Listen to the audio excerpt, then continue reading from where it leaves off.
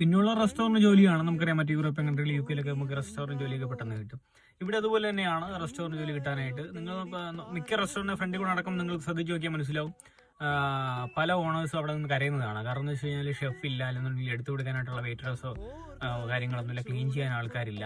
അപ്പോൾ നമ്മളിങ്ങനെ പെട്ടെന്ന് മലയാളിയാണ് ഇന്ത്യക്കാരെ നോക്കുമ്പോൾ തന്നെ അവർക്ക് മനസ്സിലാവും നമ്മൾ അടിപൊളിയാണ്. കാരണം എന്ന് വെച്ച് കഴിഞ്ഞാൽ നമ്മൾ ചെറുതിൽ തന്നെ ബർഗറും പിസയൊക്കെ ഉണ്ടാക്കി പഠിച്ചവരാണ്.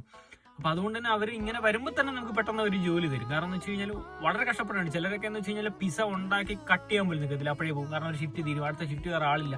ചിലതെന്ന് വെച്ച് കഴിഞ്ഞാൽ പിസയ്ക്ക് ഡോ പരത്തിയ ഉടനെ ബാക്കി സാധനങ്ങൾ പറക്കി ഇടാനുള്ള സമയമില്ല. കാരണം അവർ ഷിഫ്റ്റ് കഴിഞ്ഞു, അവർ ഉടനെ പോകും, അപ്പോൾ ആളില്ല. അപ്പൊ അത്രയും കഷ്ടപ്പെടുകയാണ്. നമ്മളെ കണ്ടോറണം. കാരണം നമുക്ക് ഒരുപാട് എക്സ്പീരിയൻസ് ഉണ്ട്, പിസ ബർഗറൊക്കെ ഉണ്ടാക്കി ഒരുപാട് എക്സ്പീരിയൻസ് ഉള്ളതുകൊണ്ട്. പിന്നെ ഹൈജീൻ പാസ്പോർട്ട് അങ്ങനത്തെ സാധനങ്ങളൊന്നും വേണ്ട. കാരണം നമ്മളെല്ലാവരും നല്ല വൃത്തിയുള്ള ആൾക്കാരാണ്, അവർക്കറിയാം കറക്റ്റാണ്, ഇവിടത്തെ കഴിഞ്ഞ സ്റ്റാൻഡേർഡ് ആണ് നമ്മുടെ അവിടുത്തെ കിച്ചനും കാര്യങ്ങളൊക്കെ. അപ്പൊ അതുകൊണ്ട് തന്നെ അത് വെട്ടാൻ വളരെ എളുപ്പമാണ് റെസ്റ്റോറന്റ് ജോലികളൊക്കെ. അപ്പൊ ഏജൻസി പറയുന്ന പോലെയൊക്കെ കൃത്യമായിട്ട് പെട്ടെന്ന് കിട്ടും. അങ്ങനെ ആകെ മൊത്തത്തിൽ ശുഭം